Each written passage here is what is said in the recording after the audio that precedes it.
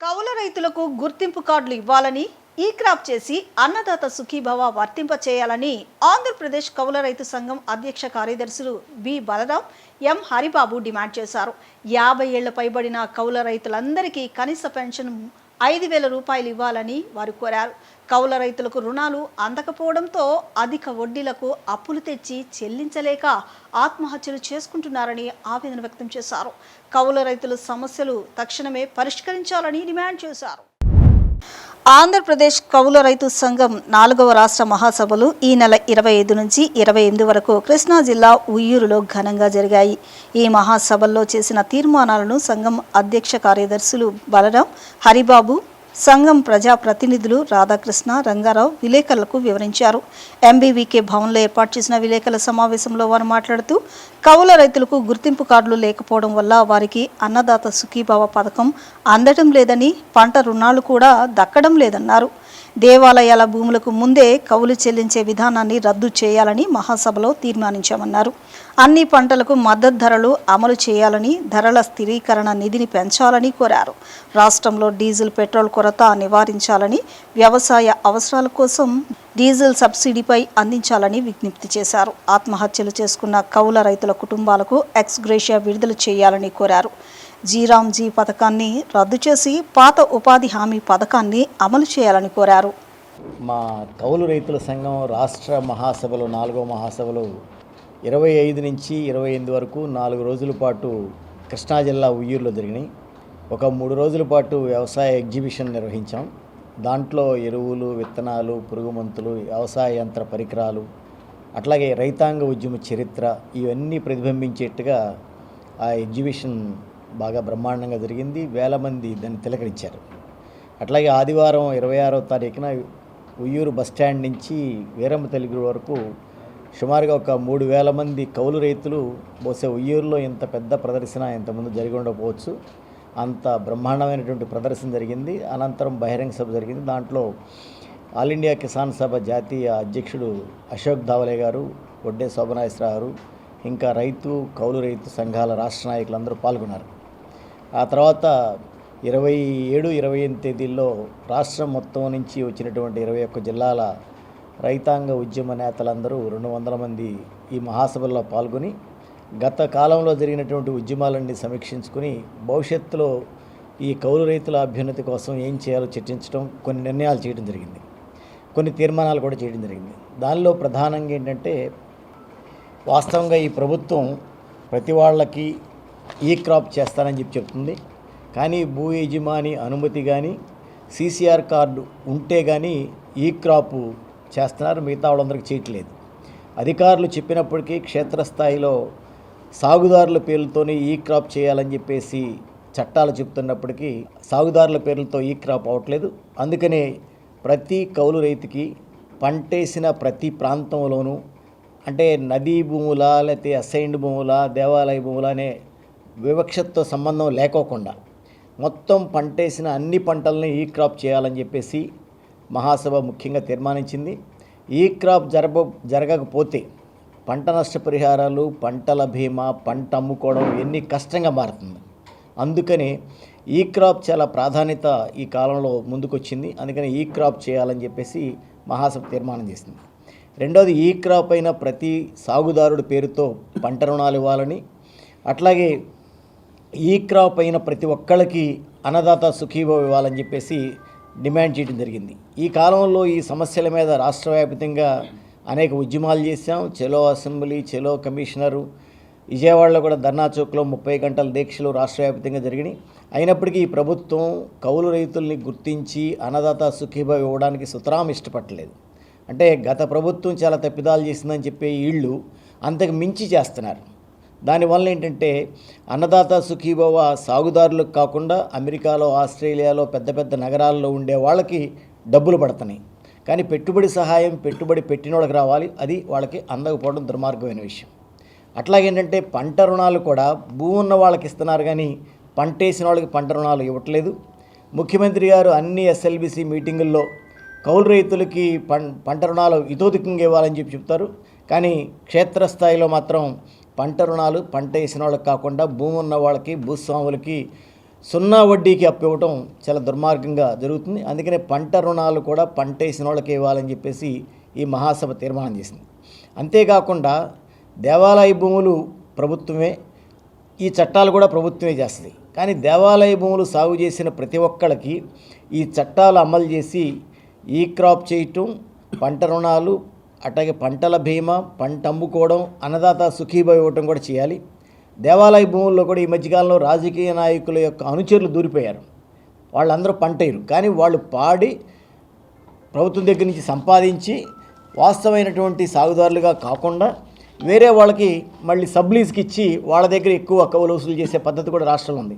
అందుకని దేవాలయ భూములు భూమి లేని పేదవాళ్ళకి, సన్నా చిన్నకారు రైతులకి, పంటేసి పంట సాగు చేసే వాళ్ళకే కవులుకి ఇవ్వాలని చెప్పేసి, అట్లాగే దేవాలయ భూములు కవులు కూడా ముందే డబ్బులు చెల్లించాలనే నిబంధనని తొలగించి పంట అయిన తర్వాత ఏ పంట వేస్తే ఆ పంట, ధాన్యం అయితే ఎన్ని బస్తాలు, పసుపు అయితే ఎన్ని క్వింటాలు, ఆ పద్ధతుల్లో వస్తు రూపంలోనే కౌలు విధానాన్ని, అది కూడా పంట అయిన తర్వాత వసూలు చేసే పద్ధతిని పునరుద్ధరించాలని చెప్పేసి ఈ మహాసభ డిమాండ్ చేసింది. అట్లాగేంటంటే ఈ వ్యవసాయం, భూమి, కౌలు వీటికే పరిమితం కాకోకుండా రానున్న కాలంలో కౌలు రైతుల యొక్క ఇతర అనేక సమస్యల మీద కూడా పనిచేయాలని చెప్పేసి మహాసభ కొత్తగా ఒక డైరెక్షన్ ఇచ్చింది. అంటే వాస్తవంగా భూమి ఉంది కాబట్టి పెన్షన్ ఎవరికి ఎక్కువ మందికి రావట్లా, కాబట్టి కౌలుదారుల్లో 1 ఎకరమో 6 ఎకరమో భూమి ఉండటమో, లేకపోతే అసలు భూమి లేకపోవడం ఉన్నవాళ్ళు ఉన్నప్పటికీ ప్రతి కౌలు రైతుకి అంటే మొత్తం పేదవాళ్ళకి ఇచ్చినట్టుగానే పెన్షన్ ఇవ్వాలని చెప్పేసి, ఆ పెన్షన్ కూడా కనీసం 5,000 ఉండాలని చెప్పేసి తీర్మానిస్తూ ఈ ప్రభుత్వానికి రికమెండ్ చేస్తుంది. అట్లాగేంటంటే ఈ కౌలు రైతుల యొక్క బిడ్డలకి తల్లికి వందనం అందకపోవడం అందరికీ, అట్లాగే నిరుద్యోగ భృతి హామీని అమలు చేయలేకపోవడం, అట్లాగే ఆడవాళ్ళకి నెల 1,500 ఇస్తానన్న హామీ అది అమలు చేయకపోవడం, అట్లాగే ఏంటంటే వితంతువులకి, వికలాంగులకి పెన్షను సంఖ్యతో సంబంధం లేకోకుండా అందరికీ ఇచ్చేట్టు చేయటం, అట్లాగేంటంటే ప్రత్యేకించి ఈ ఆర్థిక భారం, అప్పుల భారం పెరిగి ఆత్మహత్య చేసుకున్నటువంటి కౌలు రైతుల యొక్క పేర్లను కూడా ఈ ప్రభుత్వం నమోదు చేయకపోవడం అత్యంత దుర్మార్గం. అందుకని ఏదో ఒక పేరుతో ఇది రైతు ఆత్మహత్యగా కాకుండా చిత్రించి ఇదేదో సాధారణ హత్యగా ప్రకటించి ప్రభుత్వం ఇవ్వాల్సిన ఎక్స్గ్రేషియోని ఎగ్గొడుతుంది. ఇప్పుడు అనేక చోట్ల ప్రమాదాలు జరుగుతున్నాయి. ఆ ప్రమాదాలు జరిగినప్పుడు అందరూ పరిగెత్తుతారు ఒకేసారి, వాళ్ళకి ఏదో ఎక్స్గ్రేషియో ప్రకటిస్తారు. అంటే ఒక చోట 10 మంది 20 మంది చనిపోతున్నాం, అది నివారించాలి ప్రభుత్వం రోడ్డు ప్రమాదాలని, అది నివారించలేకుండా ఏదో కొంత ఎక్స్ప్రెషన్ ఇస్తున్నారు. కానీ అంతకు మించి 100 రెట్ల మంది కౌలు రైతులు వ్యవసాయంలో అప్పుల పాలై బలవంతంగా ప్రాణం తీసుకుంటున్నారు. వాళ్ళ పేర్లని నమోదు చేయాలి, వాళ్ళకి ఎక్స్గ్రేషియో కూడా ఇచ్చేట్టుగా చేయాలని చెప్పేసి ఈ మహాసభ తీర్మానం చేసింది. ఈ మహాసభలోనే చివరి రోజు బలరాం గారు కొత్త అధ్యక్షుడిగా ఎన్నుకోవడం జరిగింది. అట్లాగే ఆ రాధాకృష్ణ గారిని కోశాధికారిగాను, ఈ రంగారావు గారిని రాష్ట్ర సహాయ కార్యదర్శిగా ఎన్నుకోవడం జరిగింది. ఇది మహాసభకు సంబంధించినటువంటి కొన్ని ముఖ్యమైన తీర్మానాలు. మిగిలిన విషయాలు బలరాం గారు. ఈ రోజున వ్యవసాయంలో కౌలు రైతులే ప్రధానమైనటువంటి పాత్రని పోషిస్తున్నారు. ఆరుగాలం కష్టపడుతున్నారు, చెమటోడుస్తున్నారు, అప్పులు తెచ్చి వ్యవసాయం చేస్తున్నారు. కానీ ఆ కౌలు రైతులకి చివరికి మిగులు ఏమీ లేదు సరికదా, ఆ అప్పులు తీర్చలేక, అప్పులు తెచ్చిన వారికి మొహం చూపించలేక, ఆత్మాభిమానంతో చివరికి బలవన్మరణాలకి పాల్పడుతున్న బాధాకరమైనటువంటి సన్నివేశాలని చూస్తున్నాం. ఈ కౌలు రైతులు అనేక రకాలుగా దోపిడీకి గురవుతున్నారు. ఈ మహాసభలో, ఉయ్యూరులో జరిగినటువంటి మహాసభలో ఈ విషయాలన్నీ కూడా చర్చించాం. ప్రధానంగా ఈ రోజున కౌలు రేట్లు అధికంగా, గతంలో ఉన్నటువంటి చట్ట ప్రకారం ఎక్కడా కూడా ప్రభుత్వాలు అమలు చేయట్లేదు. ఈ అధిక కౌలు వల్ల కౌలు రైతులు తీవ్రంగా నష్టపోతున్నారు. రెండోది, ఈ రోజున కౌలు రైతులకి ప్రభుత్వం అప్పులు ఇవ్వట్లేదు. ప్రభుత్వమే కనుక అప్పులు ఇస్తే వారు ప్రైవేట్ అప్పులకు వెళ్లాల్సిన అవసరం లేదు. అంచేత అనివార్యంగా ప్రైవేట్ అప్పులకు వెళుతున్నారు. అవేమో వడ్డీలు విపరీతంగా ఉంటున్నాయి. అంచేత అధిక వడ్డీలు రూపంలో కూడా ఈ రోజున కౌలు రైతులు తీవ్రంగా నష్టపోతున్నారు. అలాగే ఈ కాలంలో ఉత్పత్తి ఖర్చులు విపరీతంగా పెరిగిపోయినాయి.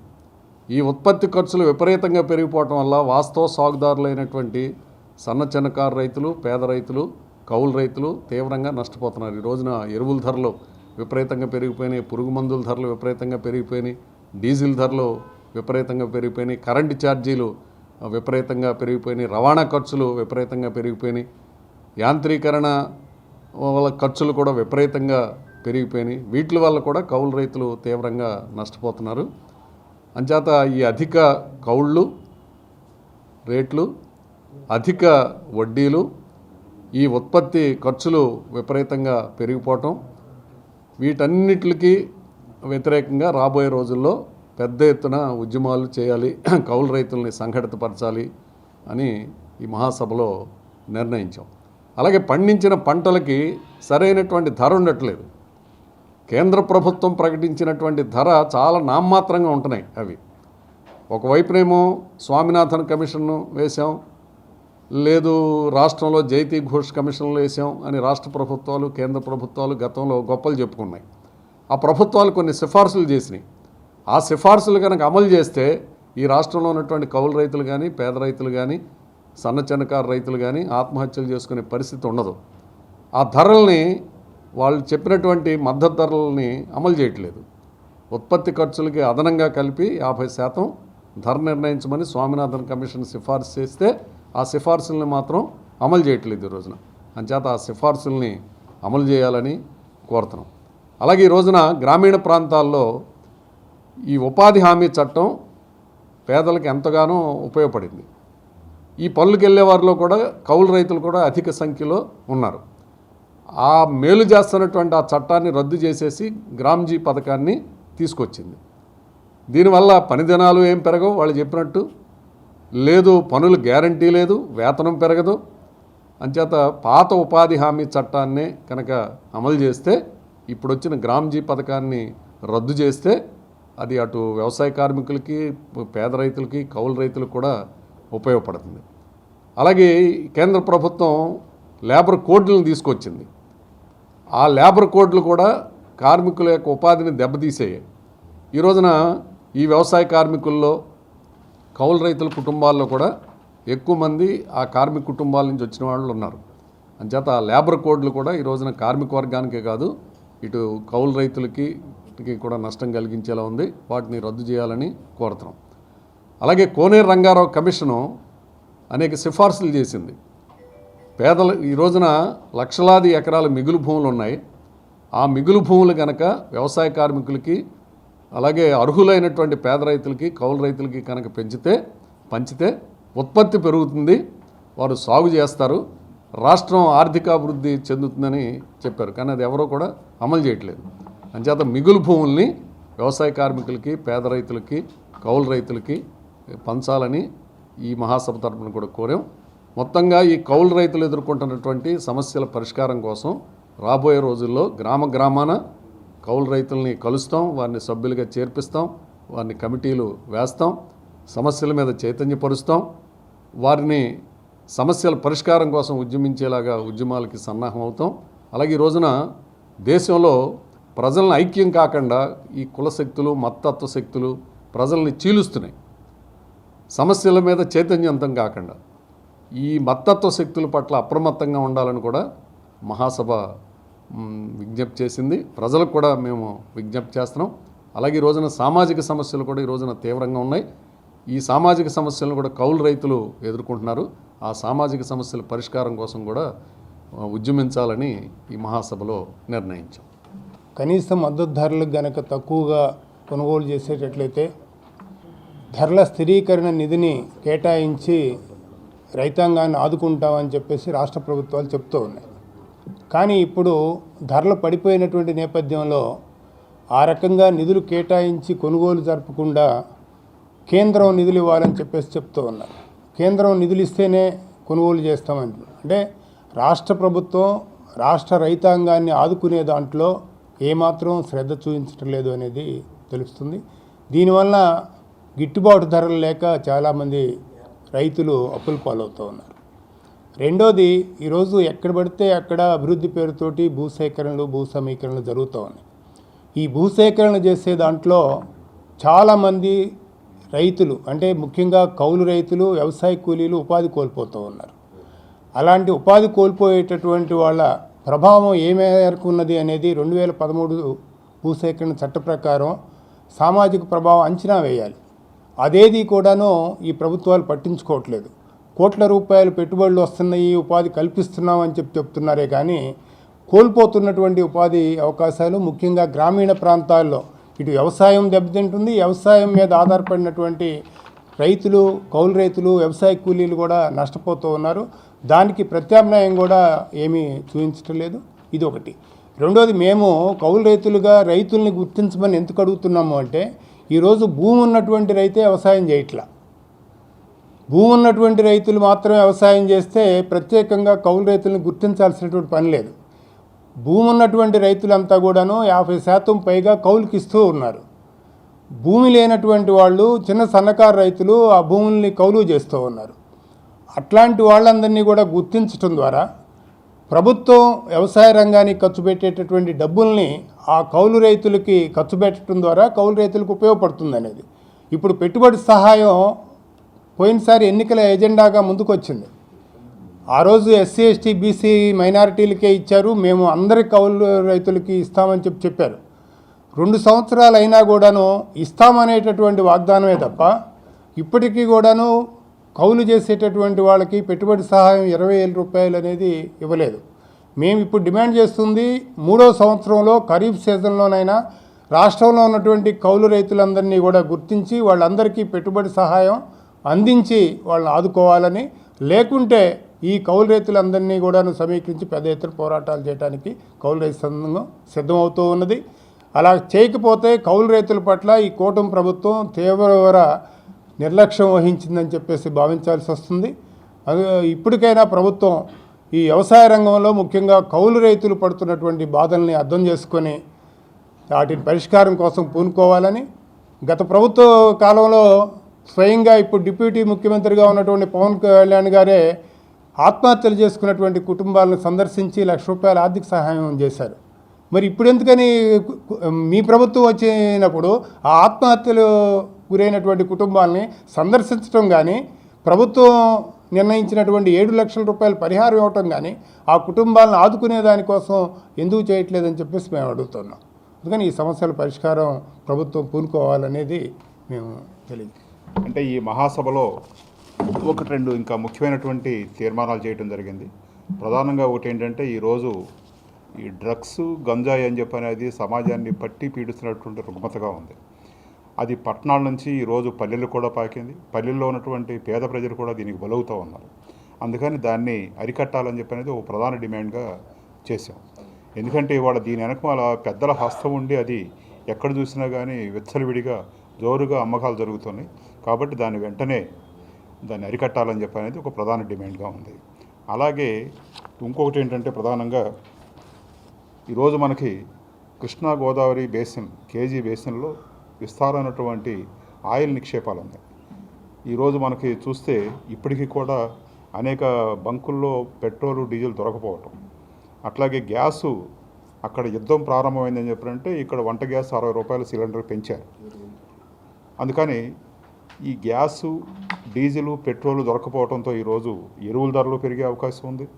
పైపెచ్చు కేజీ బేసిన్లో ఉన్నటువంటి ఆయిల్ నిక్షేపాలు మొత్తం కూడా పైప్ లైన్ల ద్వారా గుజరాత్కు పంపిస్తున్నారు. ఇక్కడ మన ప్రాంతంలో ఉన్నటువంటి గ్యాస్ మీద మనకి హక్కు లేకుండా ఉంది. దానికోసం ఏంటంటే కనీసం 50% ఇక్కడ మన దొరికేటువంటి ఆయిల్ నిక్షేపాలు మనం ఉపయోగించుకోవడానికి ఈ రాష్ట్ర ప్రభుత్వం కేంద్ర ప్రభుత్వాన్ని ఒప్పించి పోట్లాడి అది మన రాష్ట్రానికి ఉపయోగపడేటట్టుంటే ఖచ్చితంగా వంట గ్యాస్ని ఇప్పుడున్నటువంటి 900 కాకుండా ₹100కే వంట గ్యాస్ ఇచ్చే అవకాశం ఉంది. అట్లాగే డీజిల్, పెట్రోల్ కూడా మనకి చౌకగా దొరికే అవకాశం ఉంది. అందుకని ఈ 2 విషయాలు కూడా చేయాలని చెప్పి అనేది మేము తీర్మానం చేయడం జరిగింది. దీంతోపాటు ఈరోజు ఇండో అమెరికన్, అట్లాగే న్యూజిలాండ్ ఇండో ఇలాంటి కొన్ని కొత్తగా ఏంటంటే ట్రేడ్ అగ్రిమెంట్లు చేస్తూ ఉన్నారు. ఈ ట్రేడ్ అగ్రిమెంట్ల ద్వారా మనం దిగుమతి చేసుకున్నటువంటి వాటికేమో ఎలాంటి సుంకాలు లేకుండా మనం దిగుమతి చేసుకోవాల్సి వస్తుంది. మనం ఎగుమతి చేసే వాటికేమో అధిక సుంకాలు వేసి వాళ్ళకి అక్కడ రేటు పెరిగేటటువంటి డిమాండ్ లేకుండా చేస్తూ ఉన్నారు. వీటి మూలంగా ఏంటంటే మనం పండించినటువంటి వాటికేమో ధర లేకుండా పోతూ ఉంది. మనం దిగుమతి కంపల్సరీ చేసుకోవాల్సి వస్తుంది. కాబట్టి ఈ విధానాన్ని కూడా రద్దు చేయాలని చెప్పి అనేది ఈ 2-3 ముఖ్యమైనటువంటి తీర్మానాలు కూడా చేసాం. అట్లాగే ఈ సందర్భంగా ఏంటంటే మా మహాసభలు జయప్రదం కావటానికి అనేక మంది పెద్దలు, సంస్థలు, అట్లాగే రైతాంగం వీళ్ళందరూ కూడా మీడియా మిత్రులు వీళ్ళందరూ కూడా ఏంటంటే చాలా సహకరించారు. వాళ్ళందరూ కూడా ఈరోజు మన ఈ సమావేశం సందర్భంగా వాళ్ళందరికీ కూడా ధన్యవాదాలు తెలియజేస్తూ దీనికి హాజరైనటువంటి మీ అందరూ కూడా మరొకసారి అభినందనలు తెలియజేస్తున్నాం. ధన్యవాదాలు.